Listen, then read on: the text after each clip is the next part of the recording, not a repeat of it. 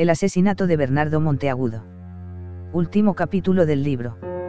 El discípulo del diablo. Vida de Bernardo Monteagudo. Libro de Javier Garín. Los que sirven a la patria deben contarse satisfechos si antes de elevarles estatuas no les levantan cadalsos. Bernardo Monteagudo. Capítulo final. El mártir de Lima. Confieso que amo la gloria con pasión y que los peligros, después de 14 años que he vivido en ellos, han perdido para mí el prestigio que los hace formidables. Bernardo Monteagudo. Cuando Monteagudo decidió volver a Lima, sabía que corría un riesgo gravísimo. Había dejado atrás enconados enemigos, que verían con rencor y pavor su regreso. Ya el mismo Bolívar, en carta a Santander, daba cuenta de ello.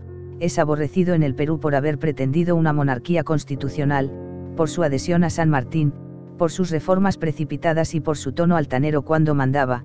Esta circunstancia lo hace muy temible a los ojos de los actuales corifeos del Perú, los que me han rogado por Dios que lo aleje de sus playas, porque le tienen un terror pánico. Pero, quizás con cierto egoísmo, creía indispensable llevarlo a su lado. Añadiré francamente que Monteagudo conmigo puede ser un hombre infinitamente útil. De las razones de repulsa de que da cuenta Bolívar, la monarquía constitucional no era más que un pretexto de los sectores que odiaban a Monteagudo por otros motivos, entre los que primaba la envidia y el temor. Había un motivo estructural que ya hemos visto aflorar una y otra vez en el curso de este libro. Pocos creían con sinceridad en el americanismo, y muchos apostaban a hacerlo fracasar. Era el eterno surgimiento del factor nacional, la peste de América, esa invención de las oligarquías que aspiraban mandar en sus territorios como en un dominio privado, según dijo San Martín al referirse a José Miguel Carrera. Esas oligarquías no querían a los impulsores del americanismo, y solo los aceptaban como aliados coyunturales, o porque no tenían más remedio que tolerarlos cuando estaban acompañados de poderosos ejércitos. Así había sucedido con Castelli en los comienzos de la Revolución, odiado, temido y perseguido hasta la muerte. Así había sucedido con San Martín en el Río de la Plata, Chile y Perú, tres regiones que tanto le debían pero cuyos mandamases, potentados, aspirantes a dictadores y caudillejos no tardaron en verlo como un escollo, precipitando su alejamiento del escenario americano. Así había sucedido con Artigas, traicionado por los caudillos miopes que él mismo contribuyó a formar, tempranamente recluido en Paraguay, maldiciendo de su suerte, mientras buscaba el olvido en la labranza de la tierra. Así había sucedido con Belgrano, el salvador de la revolución, el héroe de Tucumán, el que dio a la libertad una bandera, encarcelado y echado a morir en Buenos Aires, en una miseria tal que hasta debieron usar el mármol de una cómoda para hacerle la lápida. Así había sucedido con Güemes, el caudillo americanista, uno de los pocos patriotas entre todos los que se hicieron llamar caudillos, detestado por los oligarcas de Buenos Aires y de Salta, herido en una emboscada y muerto en los montes después de una penosa agonía, entre sus gauchos de fuego, que nunca volverían a tener un conductor igual. Así había sucedido con O'Higgins, héroe de Chile, padre de la expedición al Perú y visionario americanista, perseguido en su propia tierra. Así sucedería, en fin, con el gran Bolívar, cuando la aureola de gloria y poder que lo rodeaba comenzara a disiparse. Ellos y tantos otros padecieron por la gran patria americana. Las oligarquías no querían los Estados Unidos de América del Sur, pretendían algo que ellas pudieran controlar. Las potencias extranjeras tampoco querían nada parecido a una unidad continental, sino republiquetas fácilmente caalanaisábals. Así seguimos todavía, 200 años después. ¿Por qué Monteagudo iba a correr una suerte distinta a sus compañeros y hermanos? Justo él, que era el hombre más dotado, por su inteligencia y visión, por su capacidad, relaciones y experiencia, para orientar la ejecución del gran plan continental que él mismo había trazado para Bolívar. Después de todo, ni siquiera tenía tropas que lo respaldaran. El segundo motivo de odio mencionado por Bolívar era también una excusa. No cabía dudar de la lealtad insobornable de Monteagudo hacia San Martín, el hombre a quien, en las luchas comunes, y después de los desencuentros iniciales, había aprendido a admirar y a querer más que a ningún otro, incluso más que a Castelli. Si San Martín recibió de Monteagudo el beneficio de la lealtad sin límite, la inteligencia y la riqueza de análisis, este recibió de aquel el ejemplo de una conducta recta, una abnegación y un desinterés que lo llevaron a replantearse las críticas que alguna vez hiciera de su lirismo evangélico. En ocasiones el lirismo evangélico consigue cosas que el realismo político y la astucia no pueden alcanzar. Y Monteagudo había empezado a comprenderlo con San Martín, su mentor, su amigo, su padre espiritual. Pero el odio a San Martín justificaba la persecución a Monteagudo. No. Había otro trasfondo. Tampoco puede creerse que el tono altanero en el mando hubiese atraído a Monteagudo un odio inextinguible, aunque bien pudiera suscitar antipatías. De todos los motivos mencionados en aquella carta son más plausibles las reformas precipitadas. Monteagudo había encarnado la revolución en el Perú, conduciendo con una energía implacable el proceso de transformación social más grande experimentado en el país. Él había hecho en meses lo que otros gobiernos no concretaban en décadas. La libertad de vientres, la abolición de la mita y los servicios personales, la igualdad para indios y negros, eran ofensas a todos los sectores opulentos, explotadores y racistas, y en esto no había diferencias entre criollos y españoles. Los criollos podían soportar a los españoles arrogantes que birlaban sus derechos, pero soportar a un indio. Volvía a resonar aquel temor de los tiempos de Tupac Amaru: si los indios ganan, ellos serán los blancos y nosotros los indios. La sociedad peruana estaba acostumbrada a ver la servidumbre y masacre de los pueblos indígenas sin pestañear, pero no podía observar sin compadecerse las persecuciones de Monteagudo a los potentados españoles. Lo acusaban de crímenes infinitos y se horrorizaban ante la expulsión y el exilio de muchas familias españolas importantes, a las que estaban habituados a admirar e imitar con emulación cipaya, con genuflexo cholulismo. Todos esos ricos españoles, crápulas, usurpadores, explotadores, enriquecidos a costa de América, que conspiraban sin tregua en las calles de Lima y suspiraban por el regreso del virrey, se habían tenido que ir de Lima irremisiblemente. Las expropiaciones y redistribución de tantas fortunas mal habidas causaban horror. Tenían razón sus enemigos Sánchez Carrión y Riva Agüero, que demoníaco era Monteagudo al librar al Perú de toda esa lacra que lo oprimía y asegurar así que no volviera a caer en la servidumbre de España. Y junto al rencor por la destrucción del antiguo orden estaban el temor, la envidia y los celos personales y políticos.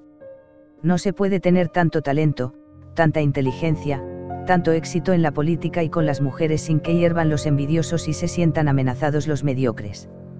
Monteagudo podía quizás encumbrarse nuevamente a la sombra de Bolívar, pensaban Sánchez Carrión, Riva Agüero y demás corifeos. Estos americanistas no nos dejarán jamás tranquilos en nuestra propia patria, se quejaban. Claro que los corifeos eran unas nulidades a la hora de luchar contra los realistas, para eso sí necesitaban que los americanistas vinieran a salvarles el pellejo.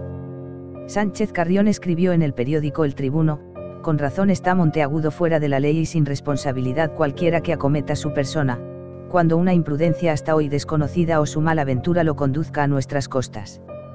Era un llamamiento público a asesinarlos y regresaba. Monteagudo sabía todo esto. La muerte rondaba en las hermosas y pintorescas callejas de Lima. Pero valía la pena arriesgarse. Ahora que había vuelto al centro de la escena americana, ahora que tenía oportunidad de auxiliar a Bolívar en la gran obra continental, iba a dar un paso atrás por temores que hacía rato habían perdido para él el prestigio que los hace formidables. ¿O no era que, desde aquella condena a muerte en el Alto Perú, estaba viviendo de prestado, como él mismo decía?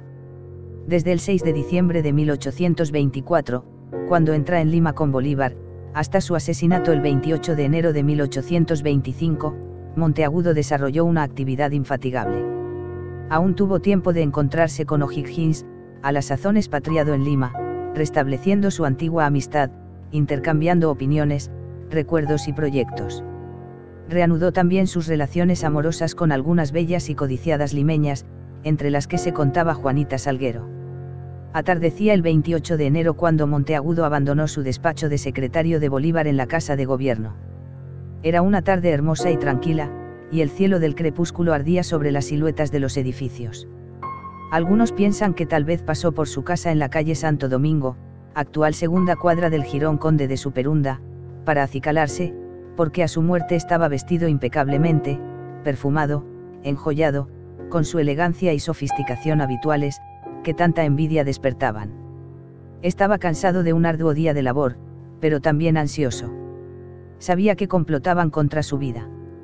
En la casa de Juanita Salguero solían reunirse el coronel Torrico y otros oficiales adictos a Sánchez Carrión, su enemigo. Quizás no les daba importancia, quizás minimizaba los riesgos. O quizás apuraba el paso con el propósito de sorprender o desenmascarar la conjura. El crimen se produjo en la plazoleta de la Micheo, en el extremo norte de la entonces calle Belén, 10ª cuadra del actual Jirón de la Unión, una de las principales arterias de entonces, frente al ala sur del ya demolido Hospital y Convento de San Juan de Dios.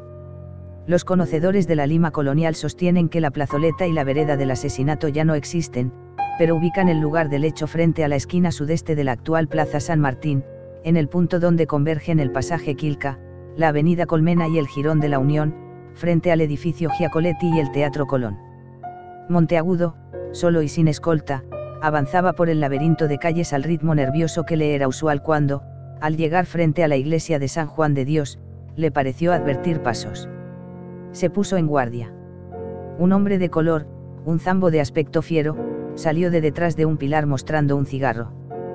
Podría darme lumbre.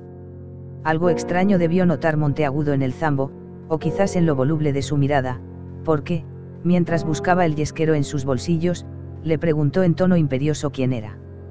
Me llamo Ramón Moreira, señor, dijo el zambo con turbación. Ya convencido de que había algo raro, Monteagudo trató de intimidarlo, acusándolo de espía y mentiroso, pero no llegó a obtener más información porque en ese instante emergió del pilar un segundo individuo, también moreno. Apenas llegó a ver un objeto agudo en su mano.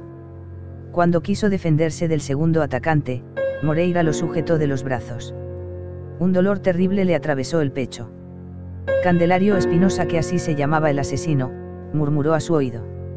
Vaya por las que has hecho. Monteagudo supo que la herida era fatal. Los agresores huyeron a toda carrera.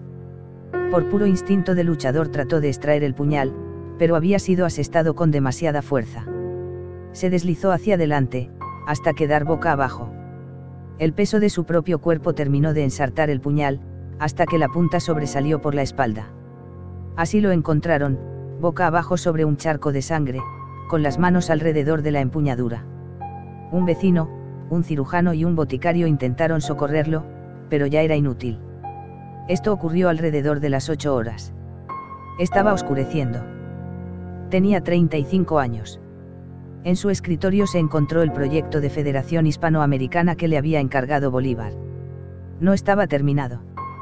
Ni el escrito ni la federación se terminarían. El cuerpo permaneció en el lugar cerca de 1 hora, sin que nadie se atreviera a moverlo. Algunos curiosos ya lo habían reconocido por sus ropas extravagantemente lujosas. Al fin se acercaron los curas del convento y lo transportaron hasta una de las celdas. Reza el certificado del cirujano Ramón Castro que la herida había sido con un instrumento cortante y que le atravesó el corazón entrándole el arma sobre la tetilla izquierda. Que el móvil no había sido el robo, lo probaba el hecho de que tenía puesto un anillo de oro cincelado, colgaban en su pecho una cadena y un reloj de oro de fabricación inglesa, y en el pañuelo de seda que llevaba anudado al cuello resplandecía un ostentoso alfiler con un zafiro borlado de diamantes. En sus bolsillos se hallaron 6 onzas de oro y algunas monedas de plata. El libertador saltó de su silla cuando le dieron la noticia. Inmediatamente prohibió a los vecinos salir de sus casas y mandó cerrar las oficinas públicas y facilitar todos los recursos para la investigación.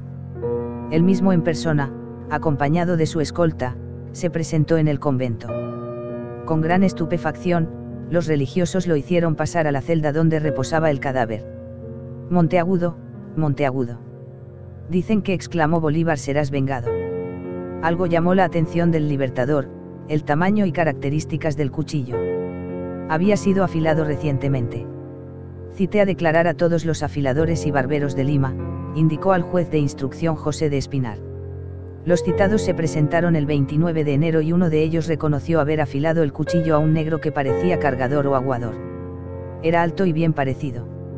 Si estuviera en su presencia podría identificarlo. Bolívar indicó al jefe del Estado Mayor que dictara un bando disponiendo que todos los criados de las casas y gentes de color se presentaran en las oficinas de la mayoría a recibir una boleta, y el que no la tuviera después de las 12 del día, sería juzgado como criminal. Ocultaron al barbero detrás de un cortinado desde donde podía observar la mesa en que el sargento mayor extendía las boletas. El desfile de criados se prolongó durante horas, hasta que al fin entró un negro alto y fornido. Al preguntarle su nombre dijo llamarse Candelario Espinosa. El afilador exclamó desde su escondite, es él, e inmediatamente lo detuvieron. Fue identificado como un sujeto con antecedentes de una muerte anterior, pendenciero y de mal vivir. Tenía 19 años, había sido soldado realista y luego del triunfo patriota había trabajado como aserrador. Al día siguiente, domingo, 30 de enero, un sereno de barrio declaró que en los días anteriores, el moreno Candelario Espinosa había estado 3 veces en una pulpería de la calle de Gremios. También explicó que el día del crimen, 1 hora antes aproximadamente, había vuelto a pasar por la pulpería acompañado por un zambo cocinero de la casa de Francisco Moreira. Pidió fiada media bota de aguardiente, quizás para envalentonarse. Ante la negativa del pulpero, lo amenazó enseñándole un cuchillo y una pistola, y asegurando que él tendría plata para toros. El sereno también reconoció el cuchillo. Detuvieron a Ramón Moreira, quien resultó esclavo y cocinero de Francisco Moreira y Matute, uno de los fundadores de la Sociedad Patriótica de Lima. Candelario Espinosa negó toda participación, aún bajo tortura. Luego llegó a admitir el asesinato, aduciendo que se había tratado de un robo fallido. Pero su cómplice Ramón Moreira lo desmintió. Dijo que Candelario no quiso vaciar los bolsillos al muerto, y recordó además las palabras pronunciadas por aquel al clavarle el puñal. Moreira desconocía el verdadero móvil del atentado porque había sido reclutado a último momento. Más adelante Espinosa y Moreira involucraron como instigadores a Francisco Moreira y Matute, el amo de Moreira, conocido de Monteagudo, José Francisco Colmenares, miembro de una logia republicana que dirigía Sánchez Carrión, y José Pérez, portero del Cabildo. Pero durante el juicio se retractaron. Los 3 supuestos autores intelectuales fueron absueltos. Espinosa y Moreira resultaron condenados como autores materiales del homicidio, a muerte y a 10 años de prisión respectivamente. Pero Bolívar no estaba satisfecho. El Libertador pensaba que el asesinato de Monteagudo lo afectaba personalmente. Tuvo una entrevista privada y secreta con los asesinos. El 4 de marzo de 1826, en el único acto en que hizo uso de sus funciones de dictador, conmutó la pena de muerte a Espinosa por otra de 10 años de prisión, y redujo la de Moreira a 6. Ambos fueron sacados de su prisión y enviados al presidio de Chagres. Más tarde se sabría el motivo de esta inesperada decisión. La autoría intelectual del crimen, que había causado conmoción en Lima, desvelaba a muchos. Se especulaba fantasiosamente o no tanto con los posibles autores y los móviles. Manuel Lorenzo de Vidaurre escribía a Bolívar: «Señor, una mano poderosa movió el puñal de ese asesino, yo lo hubiera descubierto si obrara por mí solo. El negro conducirá el secreto a la eternidad». Antes de su entrevista con los asesinos, el propio Bolívar manifestaba a Santander sus sospechas respecto del partido español y sus temores personales: «Este suceso debe tener un origen muy profundo o muy alto. Los asesinos están presos y ellos confiesan 2 personas que pertenecen a la facción gótica de este país. Yo creo que esto puede tener origen en los intrigantes de la Santa Alianza que nos rodean, porque el objetivo no debía solo ser matar a Monteagudo sino a mí y a otros jefes. Esto era factible, pues el partido gótico estaba envalentonado con la versión de la próxima llegada de una escuadra realista a El Callao, y eran muchas las cuentas pendientes que tenían con Monteagudo por las persecuciones. Por supuesto que la vida personal tormentosa del tucumano daba pie también a creer en móviles privados. Fuera por actos públicos o privados, sobraban los enemigos de Monteagudo, no solo en Perú sino también en otros puntos de América. El propio San Martín, al otro lado del Atlántico, no podía contener su deseo de penetrar el misterio. En 1833 escribía al doctor Mariano Álvarez desde París: «No ha habido una sola persona que venga del Perú, Chile o Buenos Aires, a quien no haya interrogado sobre el asunto, pero cada uno me ha dado una diferente versión. Los unos la atribuyen a Sánchez Carrión, los otros a unos españoles, otro a un coronel celoso de su mujer, algunos que este hecho se haya cubierto de un velo impenetrable. En fin, hasta el mismo Bolívar no se ha librado de esta inicua imputación, tanto más grosera cuanto que, prescindiendo de su carácter particular incapaz de tal bajeza, estaba en su arbitrio, si la presencia de Monteagudo le hubiera sido embarazosa, separarlo de su lado sin recurrir a un crimen que, en mi opinión, jamás se comete sin un objeto particular». Bolívar había podido averiguar algo en su entrevista con los sicarios. Esta tuvo lugar el 23 de abril de 1825. Había mandado decir a Espinosa que le perdonaría la vida si a solas, y en la mayor reserva, le confesaba quién había ordenado el asesinato. Nunca se informó oficialmente sobre sus resultados, y Bolívar guardó celosamente el secreto. Muchos años más tarde, el general Tomás Mosquera brindaría una versión plausible. En la época del crimen era colaborador estrecho de Bolívar, habiendo sido su ayudante de campo, secretario y jefe de Estado Mayor. Según su relato, el Libertador consiguió al fin romper el silencio del sicario, asegurándole que así salvaría su vida, como efectivamente cumplió. «Me matarán igual», se habría resistido el moreno. Bolívar le explicó que era él quien decidía y quien podía garantizar su seguridad. Luego, con súbito dramatismo, señaló un rincón oscuro. «Allí está el alma de Monteagudo y se va a vengar de ti si no dices la verdad». El moreno cayó de rodillas, suplicante. El señor Sánchez Carrión reveló entre sollozos: me dio 50 doblones de 4 pesos en oro para que matara a Monteagudo. Bolívar guardó silencio. Poco después llamó a Sánchez Carrión, a la sazón ministro suyo, y le encomendó una tarea política en Trujillo. El ministro fue acompañado por el general Heres, antiguo renegado. Se sospecha que este pudo ser el encargado de suministrar el veneno. Sánchez Carrión desmejoró paulatinamente, sin que los médicos acertaran a diagnosticar su mal. Así encontró la muerte. Heres murió tiempo después, misteriosamente asesinado. Monteagudo fue enterrado en el convento de San Juan de Dios el domingo 30 de enero de 1825. Quienes lo acusaban de corrupto y ladrón se llevaron un chasco. Fuera de sus joyas y efectos personales, carecía de patrimonio. Entre 1848 y 1851 el convento fue demolido y en su lugar se construyó una estación ferroviaria. Hoy es una plaza que lleva el nombre de su entrañable amigo San Martín. En 1878 se exhumaron sus restos y se depositaron en un mausoleo. En 1917 fueron repatriados a la Argentina, al cementerio de la Recoleta en Buenos Aires. A raíz de ello se abrió una discusión entre Argentina, Bolivia y Perú por la nacionalidad de Monteagudo y el lugar donde debía descansar. Disputa tardía, porque en vida había sido perseguido en esos mismos países. Disputa inútil, porque no era argentino, boliviano ni peruano, sino americano.